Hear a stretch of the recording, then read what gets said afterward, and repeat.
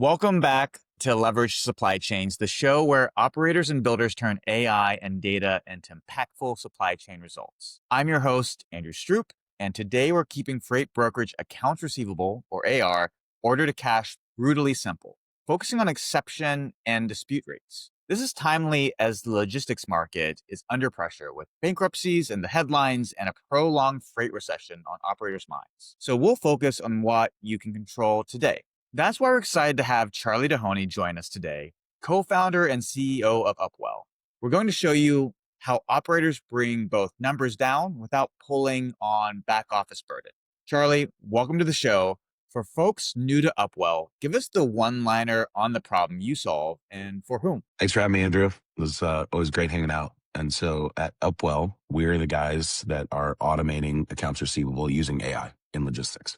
And so in that, what's changed in brokerage building that pushed you to build Upwell? Was there a moment or a customer where, exceptions and disputes spiked? I don't know that anything really changed in brokerage or the payments space. I think what happened was technology advanced and there's been some big unlocks over the last, call it 5 to 10 years that have enabled us to be able to go out and plug in these systems and use AI to do the reconciliation and the adjustments that folks used to do manually. But I think for me, it goes all the way back to 22 years ago when I started a career going door to door selling overnight shipping. And at Worldwide Express, we had this amazing sort of menu of items that we could go in and talk to the office manager about that was going to make her life easier. And one of those things was allocating costs on the invoice or splitting out the invoice and showing the number of shipments and the dollar amount that was attributed back to each department or purchase order or project or however they wanted to split out their bill. We had a way to do that. And as I grew in my career and I eventually became an operator and an entrepreneur myself, I was constantly struggling with accounts receivable. And I didn't know exactly why or how, but as I would run out of money in my checking account and need to go back and backfill and talk to customers about why they haven't paid their invoice, I saw that we were chronically making the same mistakes. We were leaving information off of the bill itself, or we were leaving out a certain document that shipper required. And, as the frontline sales guy or the sales leader, I was always sitting there thinking like, you know what? You're right. You did tell me that when we signed you up.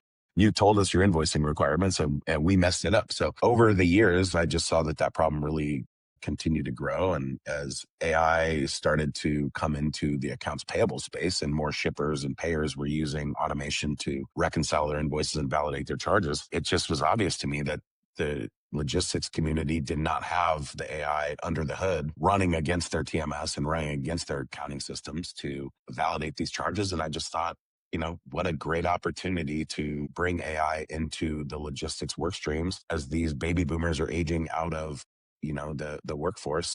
Humans are not going to be doing accounting in 10 years. So somebody's going to bring AI in here and do this, and it should be us. So that's really was the impetus. Love that. I think it's absolutely true. And I'm sure you see this across your customer base is just like mine, that everyone's talking about the AI mandate, right? But the reality is that it needs to be layered upon domain expertise, which I love, Charley, that you have that because it's such a focused, unique segment, but such an impactful one for businesses and very large businesses who help move the world. Well, so I would love to dive into the exceptions and dispute side of it, especially kind of the tactical pieces, because I'm sure a lot of people listening would love to know how you view the world with all that experience. Let's start with exceptions. Would love to kind of map the flow from your perspective on the ingest, the validate, the enrich, the route, submit, collect, reconcile. Curious, where do you typically catch those exceptions? Yeah, I think as you and I were talking about this a couple of days ago, I started thinking to myself, paying a bill is paying a bill. So go back to your college self when you got your cell phone invoice and you needed to go pay that.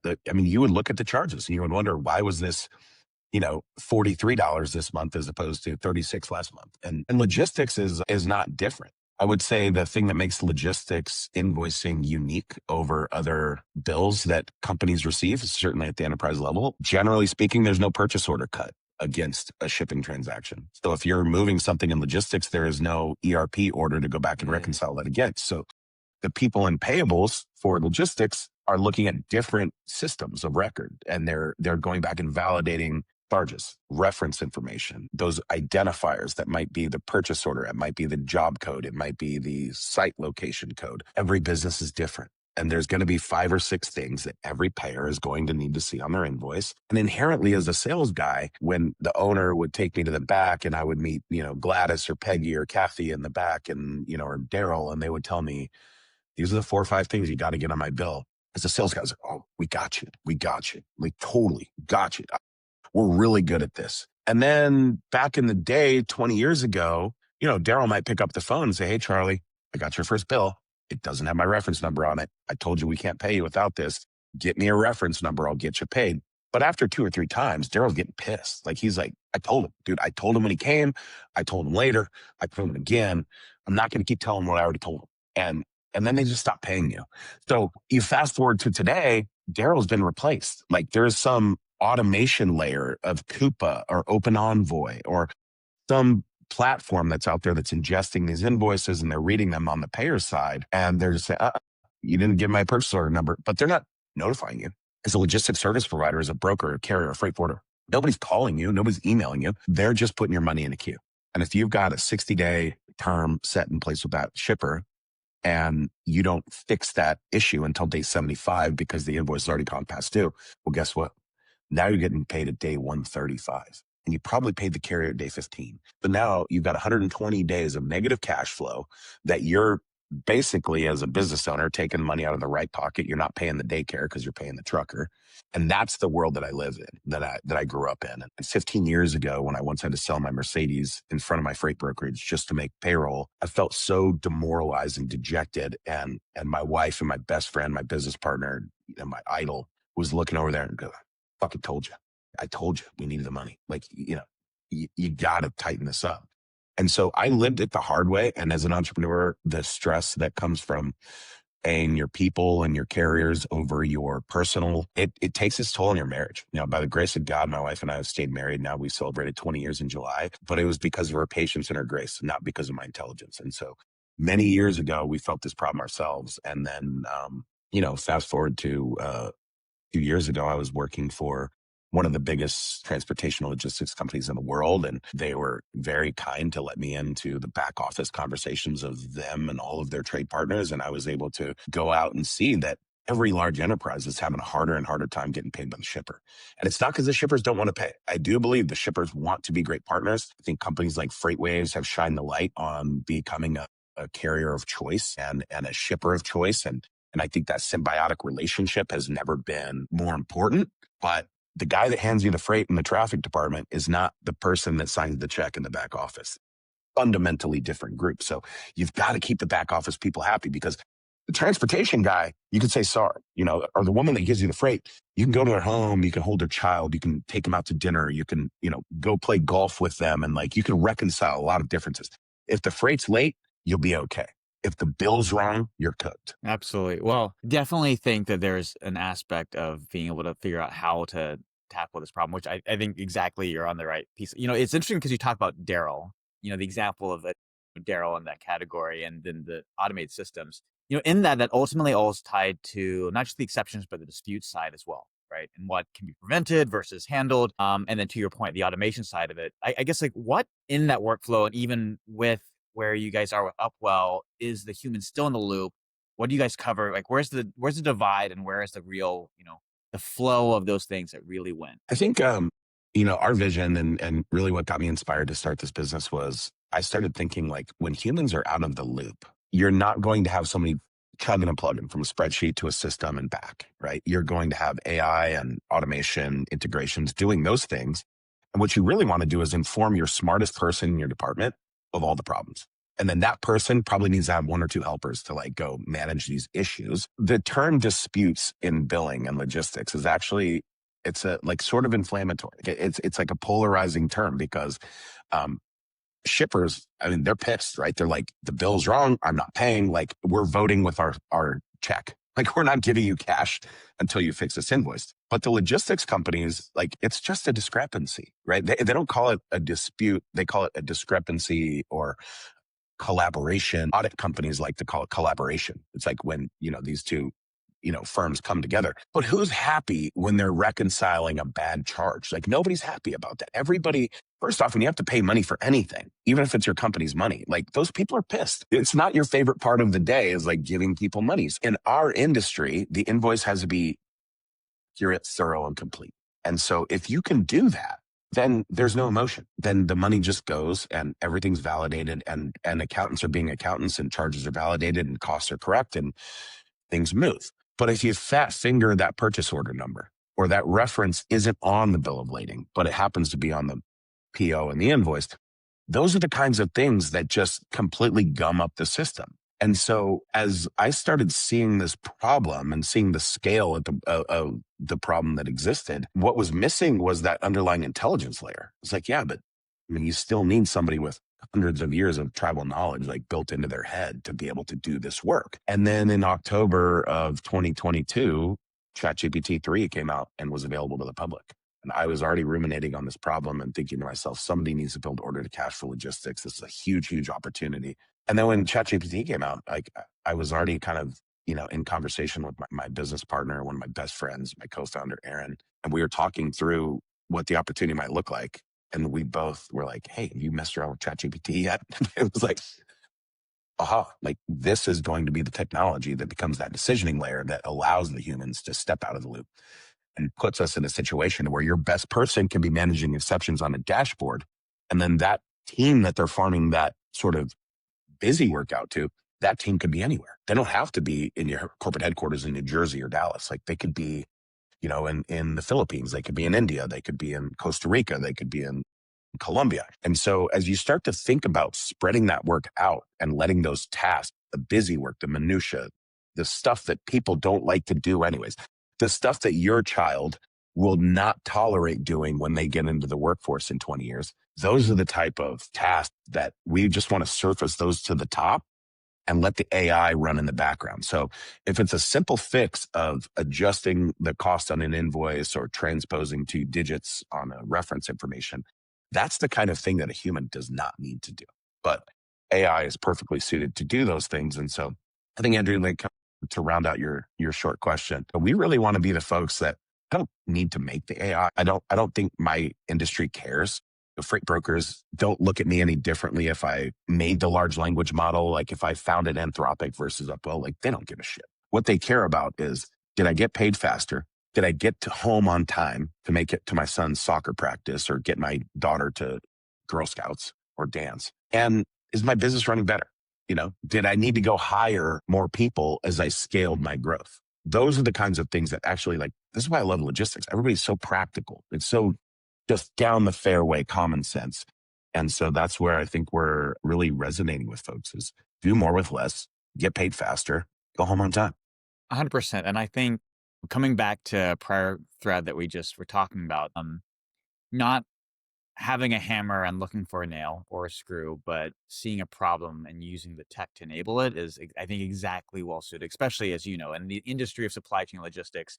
To your point, we live in a world where customers are very practical. They want honesty and directness. They don't have a lot of margin or excess to fluff around with things that are not mission critical. Thinking about customers, though, I am curious, if you're able to share, whether it's directly or anonymized, just like an example case of like, what baseline exception rates were, or, the disputes that were occurring, like where they were before Upwell, where they are now.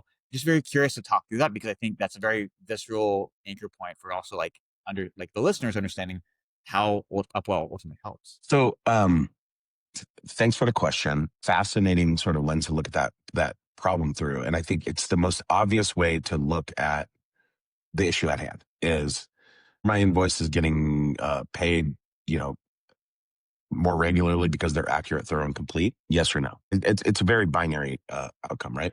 Like many symptoms, it is not the root cause of the issue. As we started thinking about exceptions and exception management, like there's a whole business to be built on that collaboration piece of it. We're moving there. It's part of our offering. But really, when I started thinking about the root cause of the issue, it's further upstream. It's that bad data went into some system. That data got put onto this document that ended up delaying a payment somewhere. We actually live upstream from the dispute. We want to sit in the work stream where the broker or the carrier is moving the freight And we want to be that underlying AI that's looking at all the data points inside of the TMS, inside of the accounting system, inside of the freight audit and pay portal. You got to get those three systems synced up and talking together through Upwell. Then and only then can you start to address the root cause of these issues, because disputes don't happen for no reason. They happen because information is missing. You left out a document. Something is wrong. And so that is the perfect use case for AI. So what we try to do is eliminate the human intervention and the human touch on those bills. Let the AI do what it does. They do all the cost validation, all of the reference matching, all of the document validation, the invoice packaging, the building of the invoice packet. All of that needs to be done inside of the system. And then, and only then, are you going to pass through an accurate invoice that's going to be automatically approved. So I think the best way to think about how we impact our clients would be, one recent example would be Arrive Logistics, like a fantastic broker out of Austin, Texas, probably the fastest growing freight broker in the history of our industry. And I mean, just founded by just absolute, just maniac founders. These guys are dogs, and they've just hit it hard over 10 years. They've built an amazing business. Well, over the course of time, they work with everybody. You name a big blue chip shipper and Arrive is part of their portfolio. But that left them with 42,000 invoices a month that needed human intervention after the invoice was generated. It comes out of their proprietary TMS. Arrive made it, but there's 42,000 bills that need something else done to them before they can get presented. And that's the step right there, Andrew, where exceptions happen is between here's the data. It came out of the system. If that data was accurate, the invoice should flow out. But who's validating 42,000 a month? Come on. No humans doing that. It doesn't matter how many humans you have. So we took that 42,000 invoice count and we've automated down now 96% of the presentation of those invoices, leaving their team with only 4% of 42,000, which is still a material number, but 4% of those bills need to be reviewed or touched. So those are the exceptions now that smart human operating that dashboard can now farm out wherever they want to. And they can share that work with whomever is most accessible at the time. You can have people working across your AR 24/7, executing out of Upwell, managing those exceptions, fixing the identifiers, appending the documents, making sure that invoice is complete, thorough, and accurate before it goes out. And that's the type of impact that we're bringing to the table. And so that would be an extreme, on the large enterprise side of the scale. We work with big trucking companies, freight forwarders, you name it. Like if you own assets and you're invoicing shippers in North America, we're probably representing somebody in your space. But we also work with the small mom and pop 15-person brokerage where the owners run a QuickBooks. And they just want to get out of the day-to-day management of reconciliation and taking costs from this place and putting them into that place. So really, like, you can't just integrate the systems without that validation layer. You need that intelligence that's better than human that can go through and match up the costs, match up the identifiers, make sure the information is accurate, thorough, complete. And that's really like what keeps your invoices out of exceptions. So managing exceptions, important, yes. Getting upstream and fixing the root cause problem, that's why we built up. Love that. I am a firm believer, being an engineer, that, you have to go upstream to solve the actual issue, because otherwise you're just whack-a-moling all the downstream. You did bring up something interesting as well, though. You talk about, like, for an example customer of like the 96% automated, the 4% left. I'm curious, in that 4%, what are those typical exceptions look like? What is that piece of it? The things that are outside the boundary layer, because that's, I'm sure, listeners are curious, like, where is that delta they have to think about, plan for as a partner up? Some funny answers to this, just because I've spent so much time in my career in freight brokerage. And I think about that, 23-year-old carrier sales rep that is putting information into the system, or the load builder in a logistics company. Like, that's the lowest common denominator of your talent pool. So that's where the mistakes happen, is somebody's going to fat finger something. They're going to leave the previous reference from the last order that they copied to create a new order, and they're not going to update those fields. And so it's just normal human stuff that people do or don't do. And I always think back to like the earliest days of my career. Almadine, who's the CEO of Worldwide Express, was like still one of my idols to this day. He would always say the easiest things to do are the easiest things not to do. So when you task that work out to your brand new frontline, X dollar an hour employee in X city in the world, there's no guarantee that information's right. There's a million reasons why people put wrong information in, or they leave old information in, or there's stale data. So I guess where those exceptions come from is way less important than how they're resolved. And I think right now, what's been commonplace in logistics is you leave those exceptions to people with an accountant's background because you can't trust the money with somebody who doesn't have a finance degree.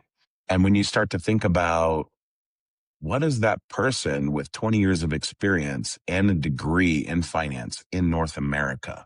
Forget what city. I mean, if they're on the coast, holy cow. But forget what city. I mean, even if they're in the middle of America, if they're in, Omaha, Nebraska, where I live, or Davenport, Iowa, or Twin Falls, Idaho, it's still a material cost to have somebody with that experience and that degree.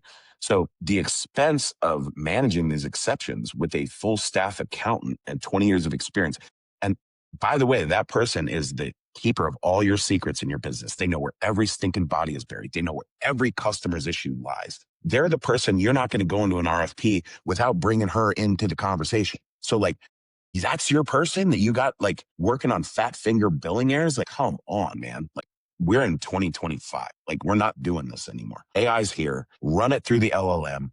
Let us spit back the exceptions. Get your smartest people working on those, 3%, 4% of the issues, and let all the clutter and noise just run through the AI. Like that's the world we're living in today, Andrew. I know that's exactly what you guys are doing at Leverage. Like, that's exactly what we need to be doing as a whole in supply chain because there's too much waste. It's a multi-trillion-dollar industry. And many of those zeros are going to back office, stupid minutia, and it's going away.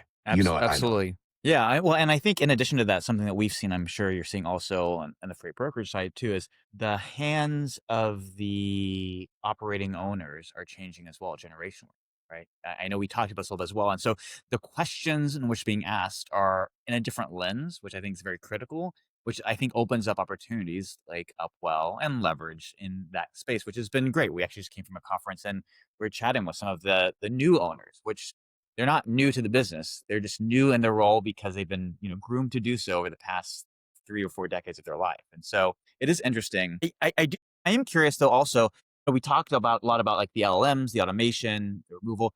I'm curious where that won't help. Where you do absolutely. I mean, we talked about this a little bit, but I'd love to like click into this a little bit further. Like the pieces where where do you recommend first diving into like patterns that that humans just inherently have to be there and present, right? Well, I think, it's like addition by subtraction. So I think the most important thing is, and I've executed this playbook in my career, my journey is you've got to look at where's the juice for the squeeze, where's the bang for the buck, like where can we go get the biggest ROI, and oftentimes that ends up being in the kind of front of the house, early stage of the transaction, whether it's document management, data extraction, load building. Companies like Vuma and Happy Robot are like doing such an amazing job of just like taking humans out of the loop on the upfront part of it and really like bringing them higher quality data that's going to inform and arm the people in the back. And so I talk about the back office a lot because like that's where we've really drawn very, very tight guardrails around. We don't want to live anywhere until the freight has been delivered, and we want to stop when the money's in the bank. Those 7 or 8 work streams are exactly where we want to be because it gives us the most leverage, pun intended, and it gives us the most opportunity to shine the light on the problems that we're solving. So where are, the humans like most valuable, I think beyond this like front end automation is it really goes into the exception management. It goes into like the validation, the human element, the communication, going back, and the collaboration piece of invoice resolution is where you want your strongest people working because they have the contextual knowledge and understanding of why the issue happened, where it arose, what the root cause was, and how do we get past it. And so if you start to think about, where are these issues coming up, it's like generally around missing or incomplete information. And that information takes a human's touch to go back and get in touch with the broker, the carrier rep, the driver. I'm missing this piece of paperwork. I'm missing this one identifier on the document. Do you know what that was? Can I just update it for you? Those are the types of things that you really want your best people working on because they know how to fast forward through that whole conversation because they've seen it, they've been there, they've done it. And so that's where I'm seeing, the new generation is coming in and they want the immediate solve. but they need the tribal knowledge and the customs, the traditions, the rituals that only your best people in your back office know. And I think one of the things that inspires me about Upwell is I'm seeing this like generational shift that you're talking about is I want to be that system of record that captures that data, captures that tribal knowledge, keeps those customs, those traditions, those rituals. It keeps them systematized and it makes that available for the next generation. And what I love about what we're building is there's a network effect of, I know that shipper's traditions and rituals and habits. And they're, and I'm working with them for one carrier, one broker, one forwarder. Well, I can take that same profile and I can cascade that across the rest of the network. And as more of that shipper, whether it's General Mills or McKesson or you name it, big blue chip shipper, if we know how to get people paid by that shipper, that scales. And we can take that exact same profile, that exact same set of rules, that exact same billing logic, and we can apply it to the rest of that shipper's carrier network. And that's where we're seeing a lot of synergies. And that's where we're starting to see shippers lean in, which is super cool because shippers don't want bad bills. They want to pay you. Like if you invoice the shipper, they want that to come through on the first pass. They want it to be approved. They want it to all happen in their Coupa or their Ariba or whatever they're using. And they don't want a human in the loop. Guess what happens if you have a mismatch? Then their person on their side has to take the initiative. They have to get back in touch with the carrier, and it costs everybody time and money. So I think by just embedding this logic and keeping this next generation of super smart, super motivated business leaders that are coming in with like a world of context, because to your point, like they've been groomed. And I mean, in just my years of knowing you, you're very respectful of your parents and like you talk highly about your parents. And so I know that you were raised right. And so you were groomed too. And you were taught how to do things the right way. But when you're growing up in a business like my children are, they have high expectations on them. And so I can only imagine building a generational business to where someday one of my sons comes in and starts to run it. And they will bring their same like confident, swagger into the business. And they'll ask me just the same way they do when I ask them to go do a chore that they don't think is efficient. I'm like, why? Why are we doing this? And I see this with the young people that are coming into Upwell. They just are asking different questions. They're challenging every single assumption and they're challenging every single work stream and process. Why? Because they're smarter. Because they grew up like with a phone in their hands. They're AI natives. They've, been on ChatGPT and working through their life, using AI. So those are the kinds of people that are just bringing these new solutions to the forefront, and they're challenging. And that's why, that's why leverage exists. That's why Upwell exists, because this younger generation is not going to come in and trade spreadsheets. They're not going to update your SharePoint. Like they're not doing that. They're not passing a clipboard back and forth. They don't know how to write cursive. A ballpoint pen is not their friend. We need systems. We need integrations. We need data. And that's what the next generation is expecting. And we're here for it. Love it.